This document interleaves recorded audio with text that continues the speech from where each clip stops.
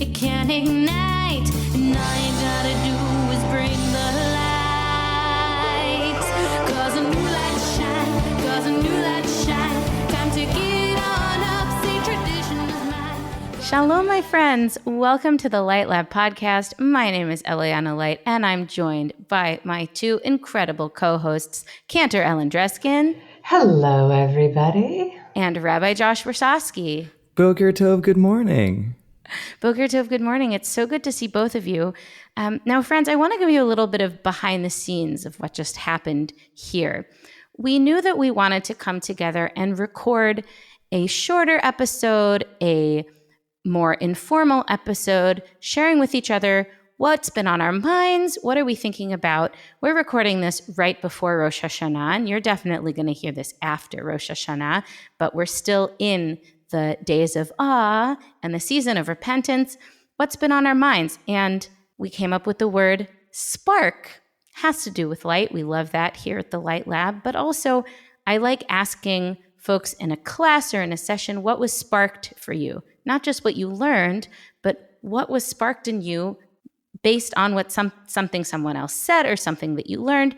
We can have new insights, even if we didn't learn them from somebody else per se. And then we turned it into an acronym. So welcome to our very first Spark, where we'll be going around and sharing what's been on our minds and hearts lately, hopefully sharing some sparks with you. And listener, what is sparked in you by this conversation? I'm excited to try out this new format. So we're going to start with the S in Spark, which stands for song, or at least it stands for song today. What is a song or music that has been on your mind and heart lately? Ellen, let's start with you. I knew you were going to start with me. Okay. Well, what keeps popping up for me at this season over and over again, and it may be the most common song that we use in the season, and that is all the different versions of Hashivenu that we hear. It's such a confirmation for me, an affirmation of coming back to the same place for the first time in this season. So we're talking song now, not really in text, so I have to say that I really appreciate Noah Aronson and Eliana Arian's We Return, because I'm so interested in the concept of returning to something new, or the idea of what you're asking me to return to, what I'm being called to return to, is something I must know. I must have been there already. And so rediscovering myself, the text does that for me, but that we return, and everyone says, assumes that we must be returning to God, which I'm not going to argue with that one, believe me. But the idea of the song of We Return that Eliana and Noah composed it says we return to you, we return to truth, we return to love. And they also include the Hashivenu text as a bridge to anchor everything. And for me, that opens the world of what I might be returning to for the very first time in both English and Hebrew. And I think that the people that I work with for the High Holy Days really appreciate that English interpretation. We return, we return, again and again to truth. It totally reimagined what I think about the spot where we say those words usually, which is the end of the Torah service, because I wrote a melody for the first line of that paragraph that never gets sung, which is after we say Uvnu Cho Yomar, when we put the Torah away, this is what we'll say. And then we just sort of mumble those next couple lines sometimes, at least in the synagogues that I grew up at. But that line is Shuva Adonai Rivavot Alfei Yisrael, which is God, return to the myriad remnants of your people. And then at the very end of that paragraph, we say Hashivenu Adonai Elecha V'Nashuva. And I always had been thinking about that Shuva as like God is the one who's doing the returning. And I thought that was like a really cool flip, that we're asking God to return to us. We're the ones who are here present. And maybe it's God who's gone far away.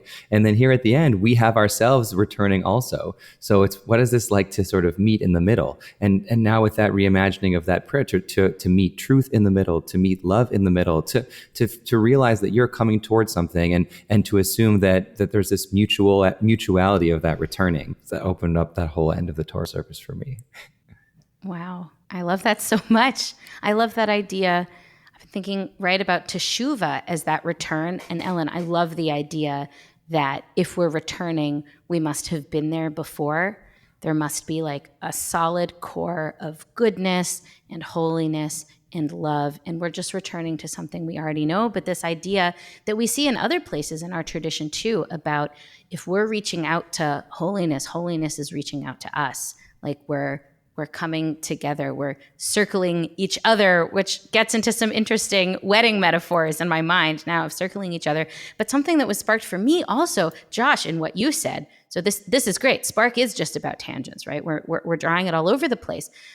Is about how that text, Hashivenu, appears in so many different places and means such different things depending on the context, right? Because from what I understand, and we can look this up, it comes from Eicha, right? It comes from Lamentations. And when we sing it at the end of having read Eicha, Hashivenu Adonai Elecha v'nashuva Chadesh Yameinu kekedem. Like it feels very different than when we sing it in the high holiday services, and very different than we sing it at the end of the Torah service, and how the same lines taken in different contexts, bolstered by the different melodies that we use, can have such a different impact. And then maybe that turning feels differently. It's like there are these videos on YouTube that I love where they show movie scenes being underscored by different types of music, and how a scary scene, if there's like do music behind it, just becomes totally silly, but how the music that we use can really inform the way that we feel a particular piece of liturgy. I was just going to say, and how now I'm thinking about the many times that we use it, and that how is Torah a tool for returning? Why are the High Holy Days a tool for returning? And this meeting halfway, and the wedding reference, Eliana, is just, well, now the wedding reference reminds me of Elul. And the acronym for Elul being Ani L'Dodi V'Dodi Li. And someone said, I just read yesterday, I think somewhere, that, well, why didn't we rearrange the letters? Because it could also be, why isn't it Dodi Li Va'ani Lo? We should have called the month something else, so it could have been an acronym for Dodi Li Va'ani Lo. Why Ani L'Dodi? And it's because it begins with us. And this is a really Kabbalistic idea, that it's the vibrations, the shimmering below, that awakens the shimmering above, and that it starts with us, but starts with us asking to be caused to return. So in every way, it's a conversation, it's a tossing, it's a game of catch back and forth. It's as Josh said, okay, I'll meet you there. First of Tishrei, I'll be there. I know you will be too. And we all know we have a lot of wonderful work to do together. Well, that takes me right back to another high holiday text for me. It comes in, the first time I spotted it was in this machzor, but the first melody that I heard that I really loved for it was yours, Ellen, of Ya Ana Emtzacha, Darashti Kirvatech, which is, I sought your nearness, I yearned to be close to you, and I went out searching for you. I already found you coming towards me. It's that beautiful Yehuda Halevi poem that I can, mostly just hear in your and Dan's melody. That's a beautiful opportunity to come back to the touchstone. But no, I want to move on, but I don't want to move on yet. I think this is what we are learning, is that we are like weaving this incredible web of sparks to mix metaphors. But there's something powerful about the idea of coming back to the same place, right? And being able to see, how am I different? How are we different? And I think I'll say, as a Jewish professional, there have been times kind of earlier in my career over the years where I have bemoaned the fact that Rosh Hashanah, and especially Yom Kippur, is like the day that everybody shows up to services, partially because I think I have fallen more in love with the liturgy of the Machzor over the years, that I've come to a more expansive God understanding. But at first blush and on surface level, there's a lot of very challenging stuff in the High Holiday liturgy about what God is and what God has the power to do over our lives, and asking for forgiveness and directly tying our actions to what happens to us in the world, which I just don't, that doesn't leave room for the randomness and the chance that actually governs a lot of our lives. And like bemoaning, why don't they come on Sukkot? It's so much more fun. Or why don't they come on Shabbat? Shabbat is our kind of weekly touchstone. And instead, this year, one of like my mantra for myself has been Rachmanis. It's the like a Yiddish way of saying compassion, Rachaman, just like Rachmanis. Isn't it amazing that this is when everybody is getting together, that we get to come back to these touchstones? And there are the melodies, right? What I call touchstone tunes, right? We're going to do this for Avinu Malkeinu at least once, because it feels like coming home. And that's not a bad thing. I think, what does it mean to recognize those touchstone melodies and those touchstone moments? For the many Jews who come to synagogue primarily on the High Holy Days and sometimes only on the High Holy Days, it's interesting because the mood is so different, and the mood is often so somber, that I find in my work now what I'm trying to do and encourage is to certainly give the holy days their due and to pay special attention to this liturgy, and also to not have it feel that the only reason I come to synagogue once a year is to beat myself up. And so this music, since we're still in the S of song, kind of, we blurred all the lines here among our spark, that I do gravitate towards even the High Holy Day music that has a real uplift to it, so that people will say, well, I know I'm coming this time of year, but actually there's a joy to returning. There's a joy to reflection. Yes. There's a joy to letting go of some of the baggage I've been carrying all year and being able to walk out at the end of the season feeling lighter. And so I hope that maybe everyone listening to this will be able to say, you know what, this is just a start to the whole year. And there's more to my worship, perhaps, than just Rosh Hashanah and Yom Kippur. And I can't wait to bring my new me into the rest of the year. And with this continued sense, returning again and again and again. Beautiful. I've seen that really reflected in my own practice too. I remember at Hebrew school this past Sunday, I had these groups of kids and I asked them, what emotion do you associate with Yom Kippur? Or what do you think we're supposed to be feeling on Yom Kippur? I had a lot, sad. I had a lot of people say sad, right? That kind of somberness. And then we learned V'yitnu lecha keter mulucha, which we talked about the last time we hung out together, which is a piyut, a prayer poem, kind of about this theme of coronating the Holy One, which I have a lot of other things to say about, but it's in this very joyful melody and about how I've experienced some Yom Kippurs as the most joyful prayer times. Because isn't it incredible that we have all of these chances to do better, to interact with other people better, and to make the world better, and to have a deeper relationship with holiness? That can be very joyful. That's a nice thing too. Okay. Circling back to our song, Josh, what is a song or a piece of music that's been on your mind or heart recently? So it was very hard for me to decide, and also it's kind of connected. The songs that I'm listening to right now are all sort of on message, I guess. Right? It's all these different holiday pieces, so it ends up that the things that have been on my mind are also prayers, but I'll think of it in the song mode for right now. The one that I have really just been familiarizing with a lot this year is I'm trying out your Rosenblum's Melody for Unatana Tokef for the first time, which I've never done before. And so I'm very excited about that. And I've just been singing that a lot in my head. But we can just drop that in the show notes, because the one I really want to talk about is, well, also I've been listening to Ali Halpert's Achat Sha'alti a lot, which is just like so gorgeous, and So everyone should good. also listen to that, because we have lots more time after you hear this before the end of this season. So you can still sing that every day all the way through at the end of Sukkot. But the melody that's really been sort of haunting in my ears is by a dear friend, Nachum Peterseil.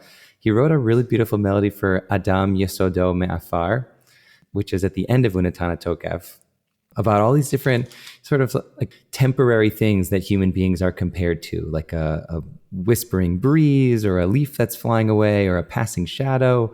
But this really beautiful and kind of hopeful melody that just is very wistful and lovely. And so I've been thinking about that one a lot, and thinking about how it sort of changes the way that I'd always experienced those words. Josh, I just want to ask, because you just put a whole lot of Hebrew and a whole lot of names of prayers on the table. Could you take one step back maybe and give us some English for Thank you. these prayers and where they fall in the liturgy? Yes, thank you. Sorry about that. The Unatana Tokef is the prayer that the prayer leader says in the Musaf service, the afternoon service, or sometimes in other places in different communities. That's sort of all about the seriousness of the day.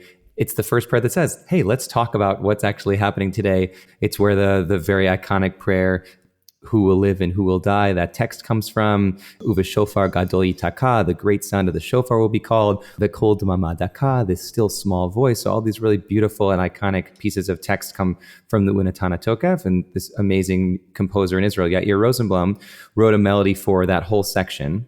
Achat Sha'alti is from Psalm 27. It's the prayer that we say starting from Rosh Chodesh Elul, the first day of the month of Elul, all the way through the end of this season.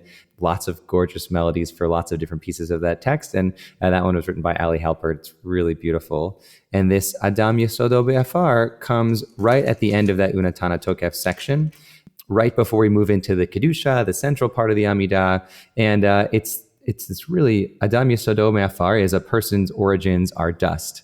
So it's sort of, it's very finite and final. But then it talks about all the different metaphors of different sort of things that we might be compared to a human being's life, short in the span of the earth and in the span of all of our history. But the melody itself is really, really hopeful and lovely, and thinking about what is it that we can do with that, passing wind or flying leaf in our time here.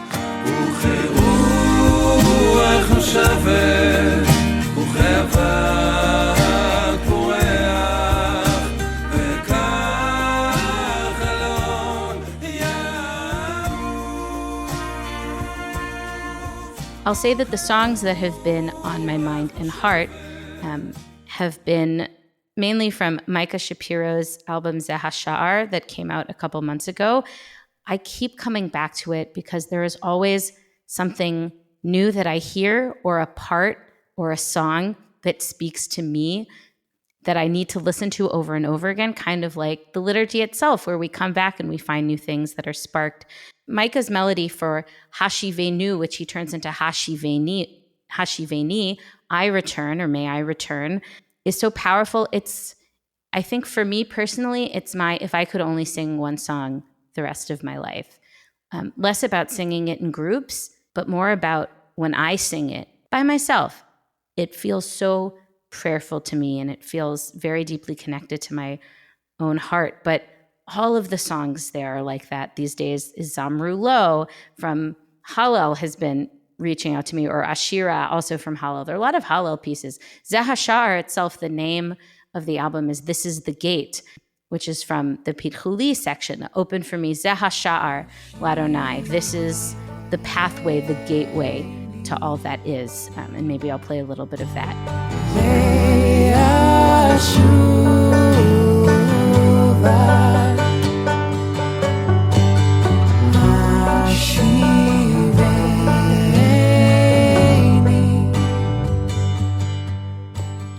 And then we can spark back to Unatana Tokef, because that's what I put down. I have found that Unatana Tokef is where the crux of my difficulty with the theology of the high holidays resides. As Josh was saying, it's this, right? Today, let's speak about how sacred and powerful this day is. That's what Unatana Tokef means. Let's talk about it. And this piece, right, about On Rosh Hashanah, it is written, and on Yom Kippur, it is sealed. That there's something about our fate that is decided by God based on our actions, and that God decides right now who shall live and who shall die. That part, very hard, because it certainly is not in my theology to understand the crises and challenges that people face and the loss and the death that people face as being God pushing a particular button because of something them or their ancestors did.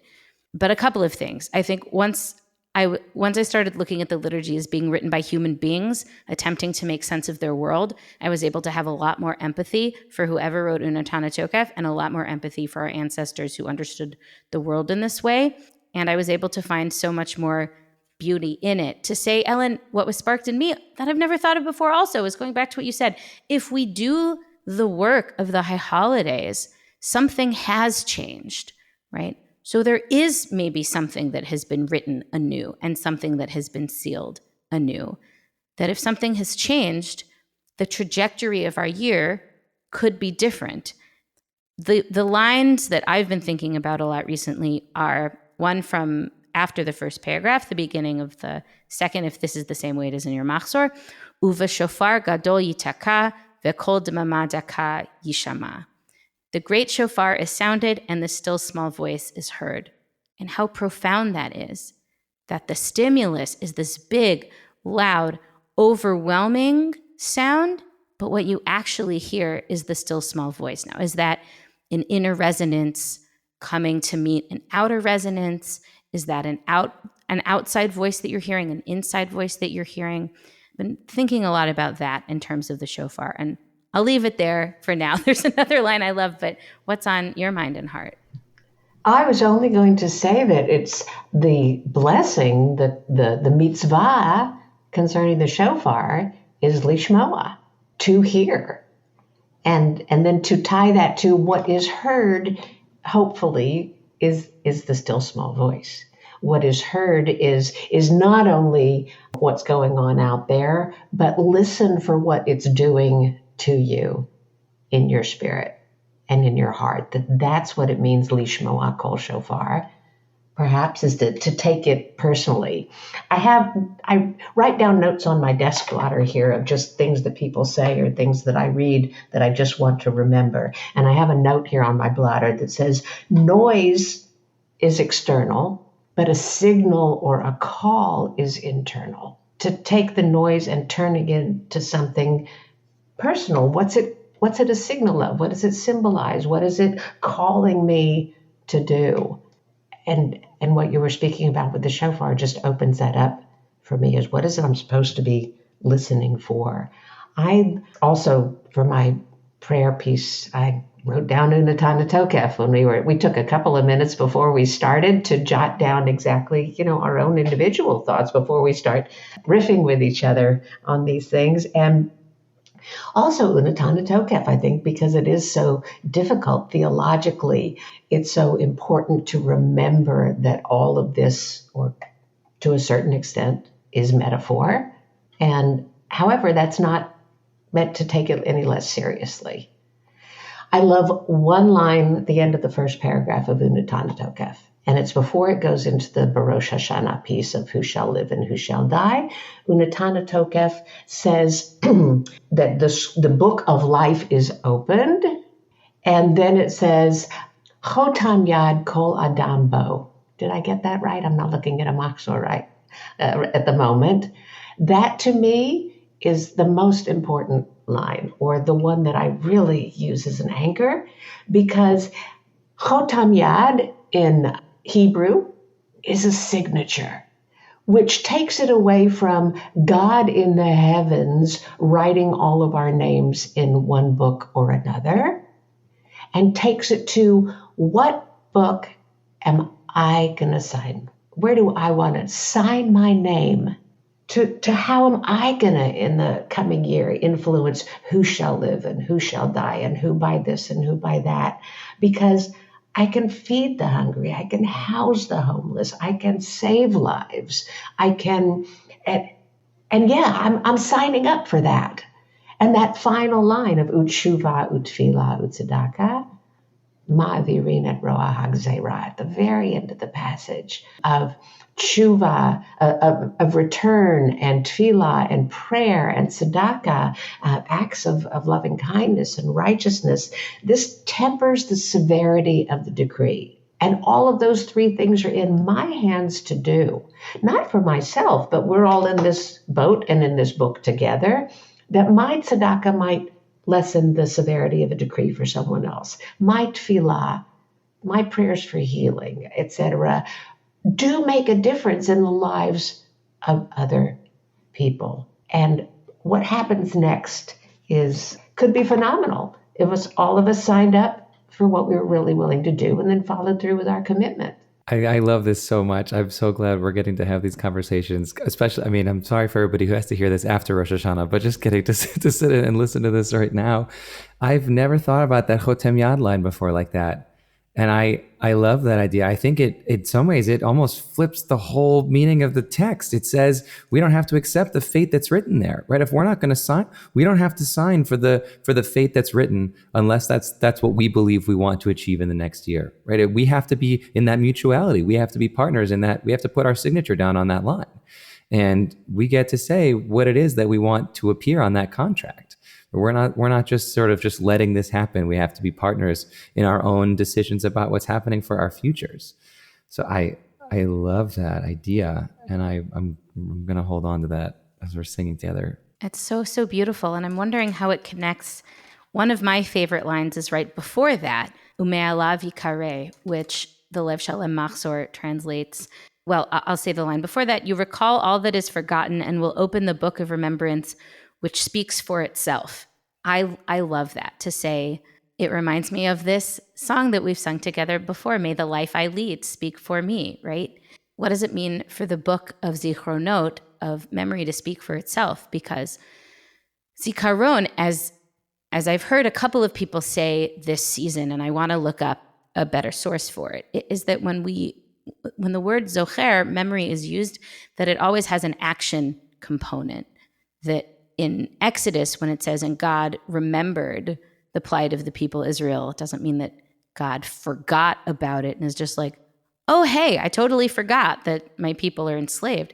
It's that not just that it comes to mind, but that then we're going to do something with it, so that memory has a component of action. And so what does it mean to let our lives speak for themselves and to really look at them with integrity and compassion, but to say it is really our actions and what we sign our name to that shows us what's really going on in our lives if we look at it clearly. Can I connect that to my prayer choice? Please. Yeah, I think that the choices that we make and the what we bring into it is, I think it affects everything in such a serious and true way.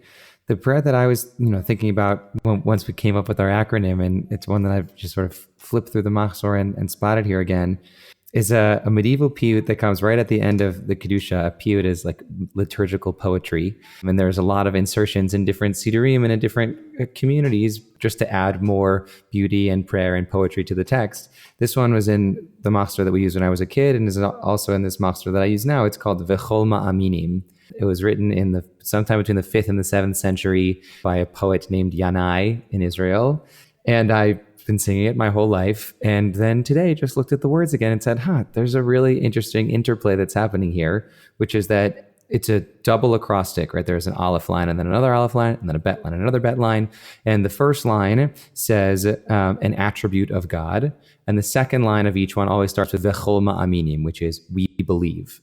And so what it does, it says an attribute of God, and then it says the human perspective, like we believe that this is something that God does. So for example, it starts with ha'ochez biyad midat mishpat. God upholds the standard of justice. V'chol ma'aminim shehu el emunah. We believe that God is faithful.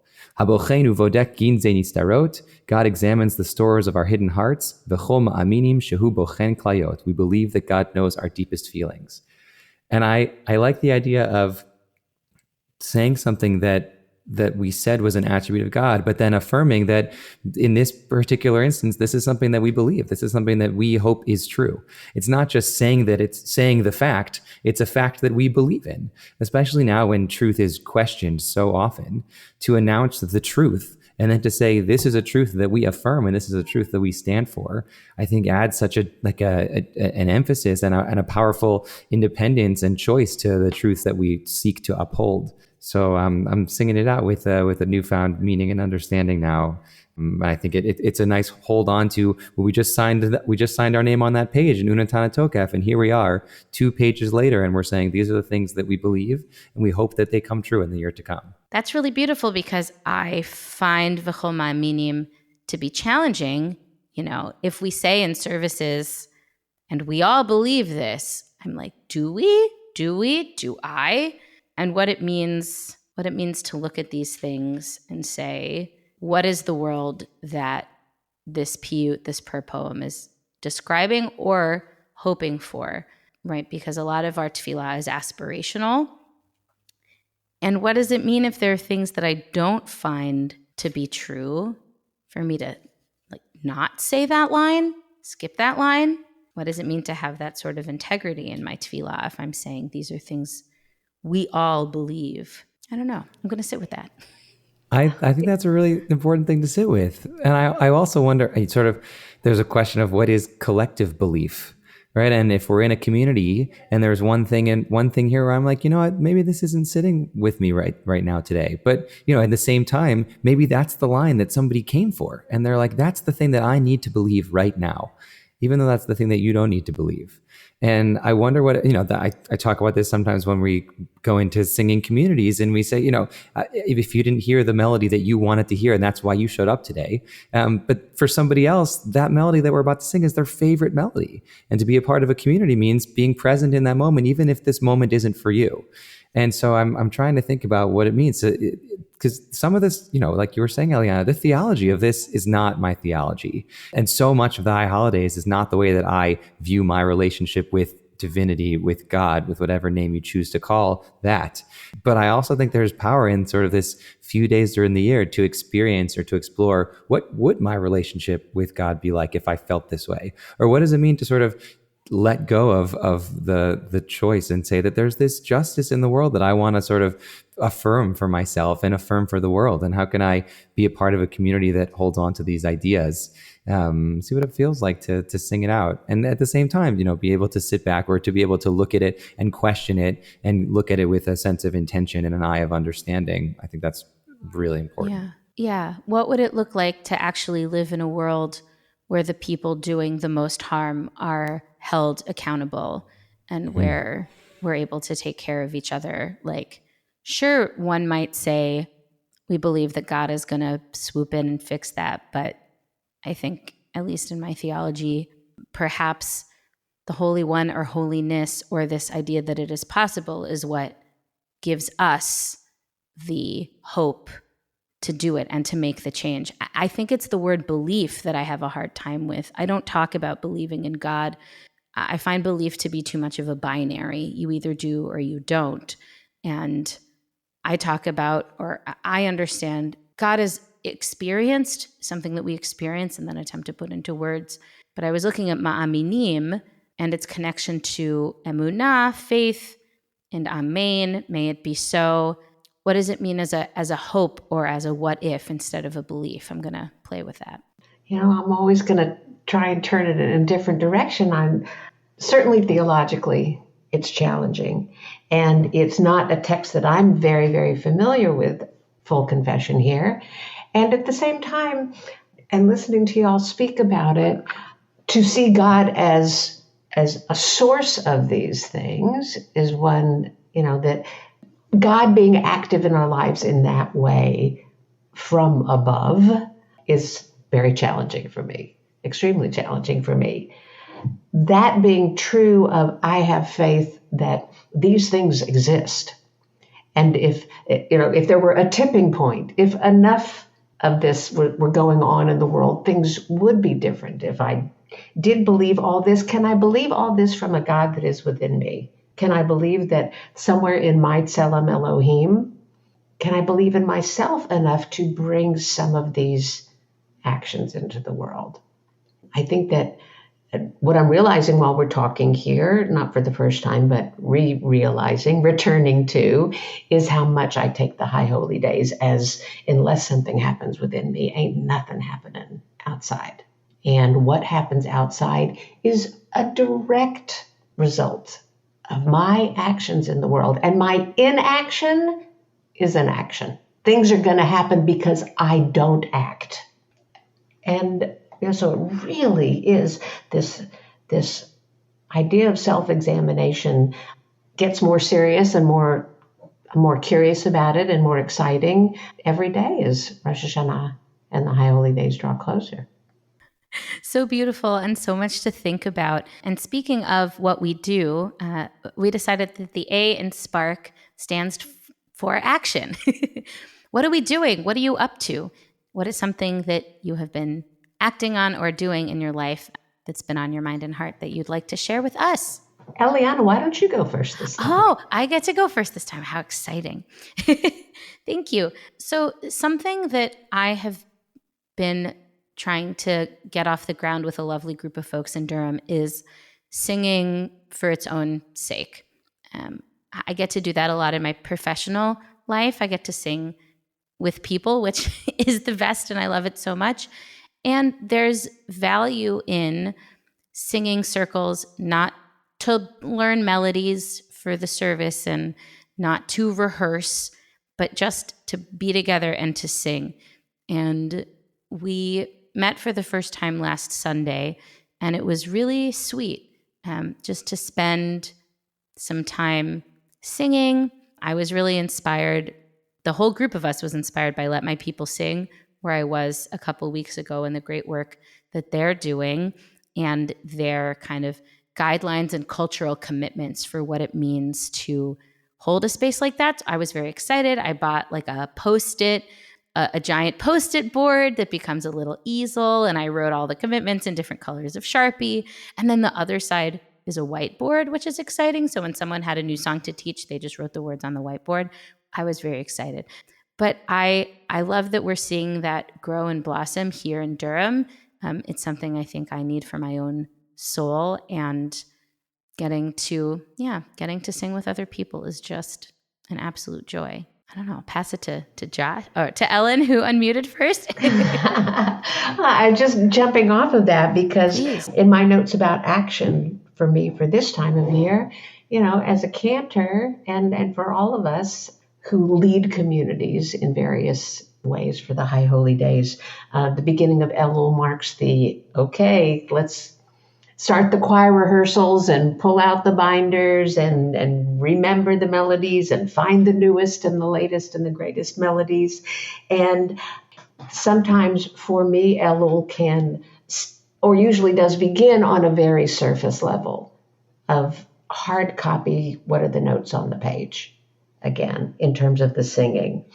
And I have come to, through different kinds of means, try to remind myself that my spiritual practice is preparing these songs, these melodies of these holy words, of these prayers, preparing to lead these. And so when I'm singing the simplest things already, rehearsing these melodies and getting them back in my muscles, in my vocal muscles, it's my spiritual practice for Elul. I have really tried to refine each year something new for myself, which I suppose is not unusual. But I do remind myself every time I pick up my guitar to practice. I do remind myself every time I Xerox a page of music for a choir member. There's a spiritual reason that I'm doing this. I try to, and because there's such a huge volume of work to be done in Elul for all of us who are leading worship. And we can say, oh gosh, I was just so busy with all the actions, with all the stuff I had to do that Elul, kind of flew by and I didn't really get to so I try to make a conscious effort when I'm doing anything for the High Holy Days to have a little mantra, a little melody, or a little reminder that this too is spiritual practice, because it's going to enable that energy to exist in the room, in the moment, when the time actually comes. So I'm really dwelling there at this point, 3 or 4 days before Rosh Hashanah. I'm really dwelling there. Alan, I'm sitting in the same space as you, and that's like what I wrote down the same thing. Also, is that I take out my machzor a couple weeks before or a month or so before the holidays, and I flip through the pages.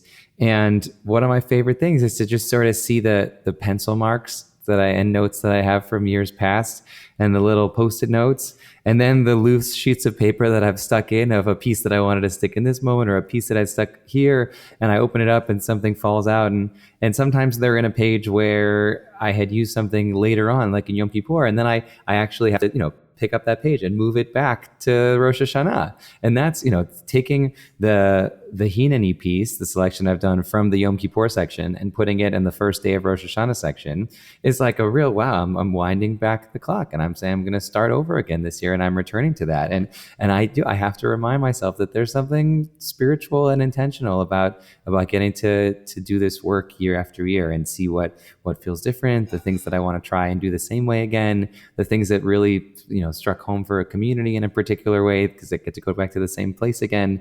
And so that's also been really sitting with me over the last couple of days of just like looking through those notes and getting to try and set an intention around that being a really meaningful practice also, and that also being an act worthy of, setting an intention for. It's beautiful how we're able to take these actions and turn them into spiritual practices, or to find the spiritual spark within them, which connects to the R of our spark, ritual.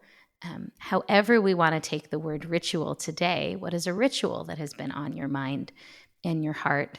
I think I'll start for this one too, because it's connective to so much that we've shared before. I find the shofar to be very powerful all the time, but particularly this year, I've been thinking about how the shofar is like sound healing work. Like if you've ever been to a sound bath or you've heard a meditation bell, there's something about that vibrationally that immediately helps me come to the present moment and center and calm down. It's almost as if the sound is filling my ears, then it's not my chattering thoughts that are filling my head. It's not my, circles and paths of what next, what if, that kind of anxiety that like when my mind and my brain and my body are full of those reverberations, then I can just sink into the moment. And I love the teaching around the shofar. One of the pieces of liturgy around shofar in this machzor is Min HaMetzar Karatiyah, from the narrow place I call out, and from expansiveness I was answered, and how that is what a shofar looks like, that you blow into this teeny weeny hole and you call out from that narrow place, but it is from the wide end of the shofar that is expansive, but also this expansive sound that you hear. So there's a part of me that is very sad that the first day of Rosh Hashanah is on Shabbat, which means at my synagogue and in my family service, we will not be blowing shofar, which I totally understand. It's also cool to see that even on Rosh Hashanah, Shabbat takes precedence, this holiday that comes every week. But I look forward to any opportunity that I'm going to get to hear shofar this holiday season. I've been thinking about this ritual question because I participated in a ritual that I'd never participated in before this year. I've now, in addition to doing the work of sharing music in different communities, I've been working as a rabbi at my community here in Columbus, Ohio, my synagogue.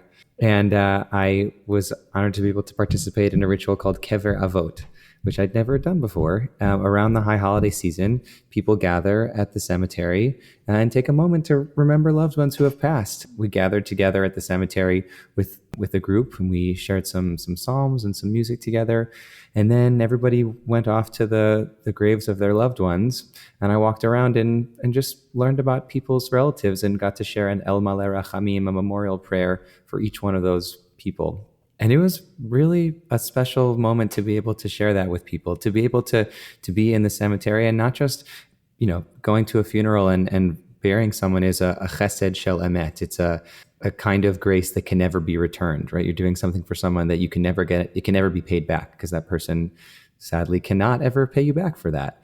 But then to be in the cemetery and be with relatives and loved ones who are still alive, remembering those people, and also to get to wander all over the cemetery and get to see all these people who are coming together to remember their loved ones. It was really a special moment. And there's a lot of power in memory. There's a lot of power in ritual, and getting to connect those two in this particular time of year and do something that I'd never done before, but that people have been doing for so long was really, really beautiful. So I'm glad I'm honored to have been able to participate in that. I have tears in my eyes right now from your words, Josh, because the ritual that I was thinking of that connects so very much to what you just said is Kol Nidre, and the melody and the moment, the fact that the Torahs come out of the ark as witnesses to this ritual, that it's a melody, it's a set of words that we intone 3 times.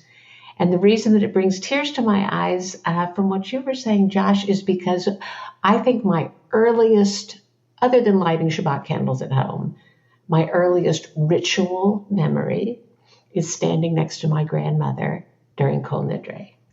And I grew up in a congregation where there was not a cantor. For the first number of years of my life, there was no one doing the singing except the choir in the choir loft. However, Kol Nidre was only played on cello with the organ.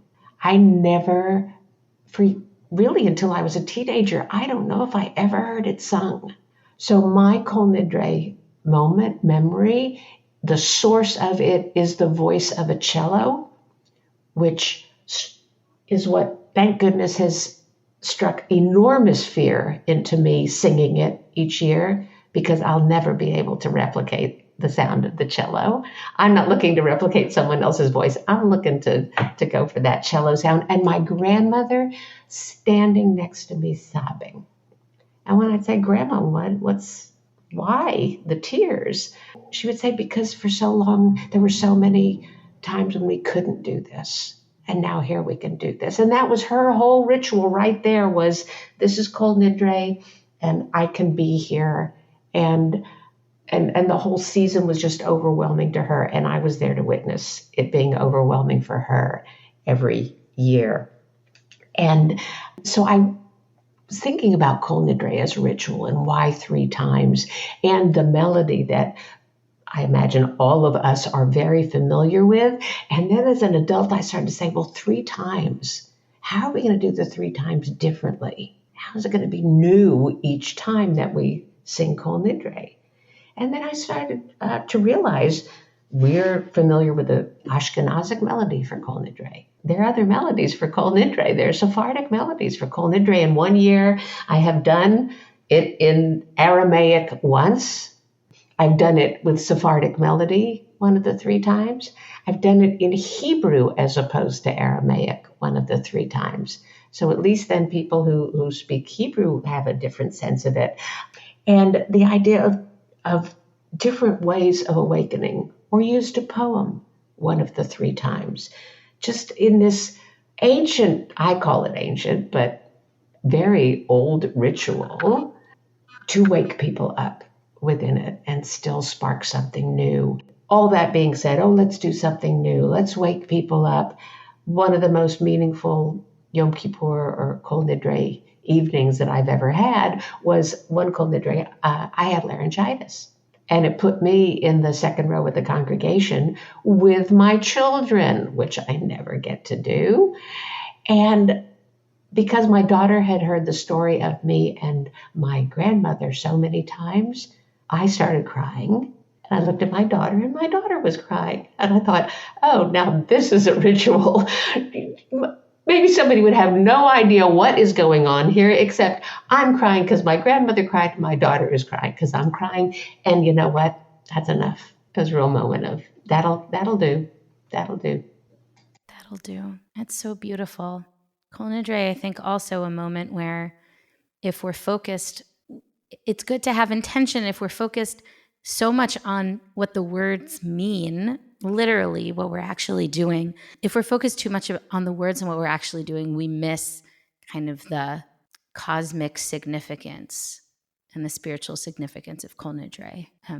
This is also beautiful, and I'm glad you shared, because I was asked by our Chavara minyan, the lay-led minyan at synagogue, to give the drash/sermon on Kol Nidre, and I keep forgetting that I said yes to that. And I haven't written it yet, so I feel this in my heart. Yes, I feel like I've learned so much in this conversation. But our K in Spark stands for knowledge. What is something that you have read, listened to, learned recently that you want to share with us and with our listeners? Anyone feeling called to share some knowledge? I don't know that this is knowledge, because I'm going to very quickly throw the ball to Josh because of what I'm going to mention. Is I have read things this year for the first time about Hayom Harat Olam. And it's funny because in the Reform Machzor, there are two passages that appear after each set of shofar calls on Rosh Hashanah. And they are Areshet Tzivatenu and Hayom Harat Olam. For my entire life, for some reason, I've only mostly been exposed to Areshet Tzivatenu. And this year I am become very attracted to Hayom Harat Olam. And Josh, the reason I mentioned you in the sentence is because you have this beautiful setting, Hayom Harat Olam. But the idea of this is the birthday of the world, that something is actually being born by what we are doing here today. I love that idea. And for me, it connects immediately to, in the same way that Hashivenu is considered a high holy day text, which is used all year round. Hayom Harat Olam is not used all year round. However, we have in our daily prayer this in Yotzer Or, HaMechadesh b'chol yom tamid ma'aseh v'reshit, that every day is an opportunity. And I'm really excited because one of the congregations that I'm serving this year on second day of Rosh Hashanah is featuring Josh HaMeirah. So the two to have come together for me this year, and it's a knowledge and an intention that I hope to take into my prayer during the year. Each time I say Mechadesh b'chol yom tamid ma'aseh v'reshit, that every single day the acts of creation are renewed, and the day of days being Hayom Harat Olam. And this is when it all started. It's just makes me grin from ear to ear. I can't wait. Thanks, Alan, for sharing that, and thanks for sharing with your community too. I'm really excited about that. That idea of newness is something that I try and keep with me all the time, and it connects to the piece of knowledge that I was hoping to share also, which is one of my favorite podcasts is a podcast called 99% Invisible, which tells the stories of like things that we don't really think about in the world, infrastructure or design or features that are created so intentionally, but so much so that we don't even think about them because they work so well. And there was recently an episode a couple weeks ago called Trail Mix that was about trails and creating trails. Eliana, was that what you were going to say too? No, I have a different podcast, but I loved the trail episode. So good. The Trail Mix episode was about the creation of trails, like hiking trails, which was possibly like the first invention of creatures, right? The fact that we walk different places and other creatures follow them, right? Ants have ways that they create pathways so that other ants can follow them. Bears, all animals, and human beings. How did we create the hiking trails that we have, which are designed in some way actually with different difficulty levels, and the trails have to be set up. Sometimes they set a difficulty level for a trail, and then the trail creators have to actually put like branches in the way or other things in order to make it as difficult as it has been leveled to be. And I love the idea of sort of being so intentional about something that is then designed to look as if it is like totally natural, right? The trails are set in all these forests in different places, and they're cut so that you can find your way, but also in ways that are supposed to be set up so you feel like you're totally immersed in nature. And the main thing about the trails is that no matter what, if you are walking the trail, you are adding to the trail. Right? You are leaving something behind. You're leaving your footprints. You're leaving something that the trail is changed just by you walking in it. So every time the next person walks in it, the trail is new. Right? And every time that you walk through it, the trail is new because you've left something. The people who've walked there before you have left something. There's something new to experience, to anticipate. This mechadesh, this newness that's in our liturgy it's all apparent in the world around us if we just take a moment to open up our eyes and see. And I loved getting to experience it in something so natural as hiking trails. So check it out. Beautiful. We're definitely going to put that link in the show notes. 99% Invisible is one of my favorite podcasts. There's going to see more. I've had nowhere to say this, but so this is our podcast. I guess I can share. So Stitcher is a podcast app that I've been using since I was in early college or late high school. I was a very early adopter of podcasts, and it shut down last week. It was bought by iHeartRadio, and they just got rid of it. So I've been migrating my podcast over to other places, but it's really thrown a curveball to me to have been using this one system for so many years. Stitcher used to keep track of how many hours of audio you've listened to, and it would be like, you've listened to, but it would keep growing. You've listened to this many weeks of audio. You've listened to this many months of audio. It stopped because I think I would have had like a year. I don't know. But speaking of time, that was a terrible segue. I was introduced through my friend Meg's Instagram to Upstream, a podcast that's been going on for a while, but I'd never listened to before. The idea is that they look at economic issues and problems and ideas by going upstream to finding the source, which I love. They look at root causes. And the conversation I listened to yesterday, the first episode I did, is called Reclaiming Time. And it's an interview with the writer Oliver Berkman, and we'll link to this in the show notes. His book that I immediately after listening to the podcast downloaded to listen to on audiobook is called 4,000 Weeks, Time Management for Mortals. And the conversation was about time and the difference between, or the challenges we face today, often stemming from us looking at time as a separate thing from us.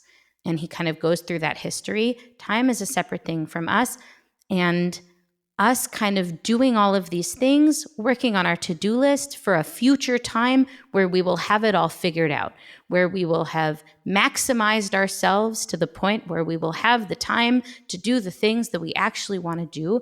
And Oliver really inviting us to say that time's never going to come. Like, what if you just say it's impossible? What does it mean to let that go and say, I will never fully maximize this time? What freedom does it give us? And so many of the things he talked about fit so well into our Jewish conceptions of time as cyclical, into Shabbat as a rest from doing and to just being in time.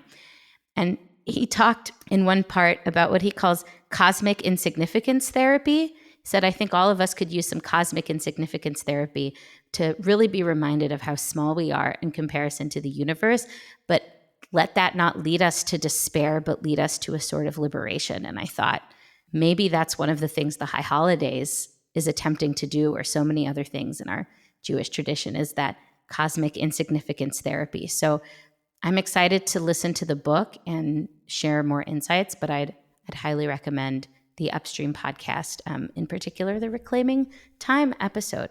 So friends, we have reached the end of our first Spark. How exciting. I learned so much. This was so much fun. We're definitely going to have to do this every couple of months or so because this was so lovely. And we want to end on another K, which is kavanah, for each of us to share an intention, maybe for ourselves going into the high holidays, inspired by what we have learned today and what has been sparked in us today. I can share that I think a kavanah for myself is to be attuned to listening, not just to my own inner voice, but to what's going on around me, to the people around me, to the places around me. And may that help me be present in the current moment. Amen. I think each of you mentioned this at some point in the podcast today. You know, Ellen, you mentioned about the lishmoa, the shofar, to hear the shofar, and Eliana, you mentioned that this year on Shabbat we're not going to be hearing the shofar. And I was recently noticing that the bracha that we have for the shofar is lishmoa kol shofar, to listen to the voice of the shofar. And I've been thinking about what a reread of that blessing looks like. Now that we won't hear the literal sound of the shofar, what will fill the void? What voices will take its place? And where we'll be able to hear and understand what the shofar was supposed to do for us. Its purpose is to wake us up, to re-energize us, and to set us up for our task. So my blessing is that we find a way to hear the still small voice, the voice that could be replacing this moment of shofar, may it come from ourselves, may it come from the communities with whom we gather, may it come from the voices coming together in prayer, may it come at home, may it come in the sanctuary, may it come wherever we happen to be present. May we find a way to hear the voice of what the shofar represents. Amen to that. A big change for me this year is that I have been in the same congregation for the last 10 years, and this year I'm someplace else. And I was mentioning to Eliana before we started recording this morning that my role not only is the community, my role in the community is different, and it's not quite as frontal and major as I am used to or has been in the past. And so I find that I do have the bandwidth and the time in the moment during the services to pray, to really be there, not as a leader, but as we say, as a Jew in the pew. And my kavanah is that I be able to really take that time when I'm not quote unquote on, to allow these words to enter me differently, to take the responsibility, whether I'm driving the bus or not, to be fully on the bus. And that if these words if I don't hear, if I don't walk away with something, if nothing is sparked, I want to accept responsibility for that. And I want to go in, even though it's new and even though it's different and my role is different, please God, may I be sparked.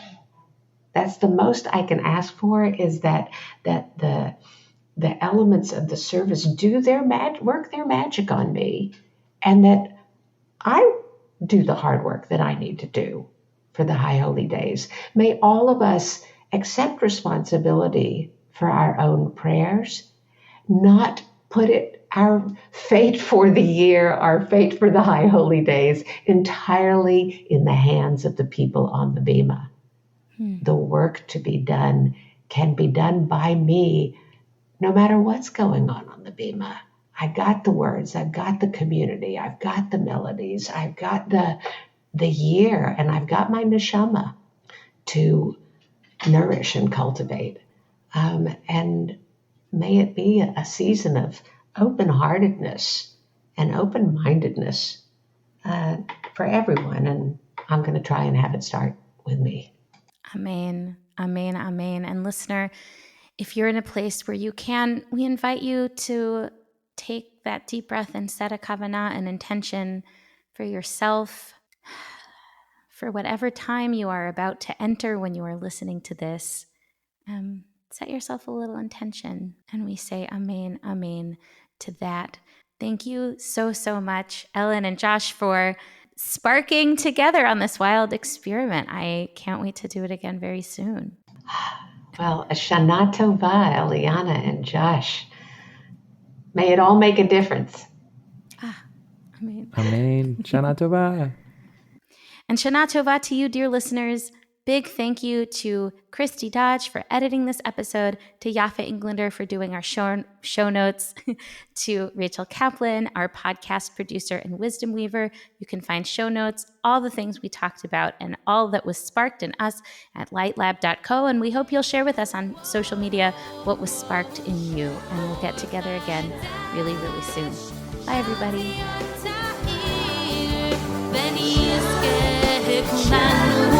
Hey, rally, oh, roll.